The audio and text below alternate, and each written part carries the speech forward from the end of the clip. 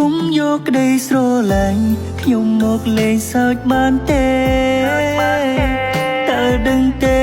ថាខ្ញុំឈឺចាប់ប៉ុណ្ណាខ្ញុំក៏មានអារម្មណ៍មានបេះដូងចេះឈឺផ្សាក៏ចេះយំដូចគ្នាបើសិនមិនច្បាស់លាស់កុំចូលក្នុងជីវិតខ្ញុំ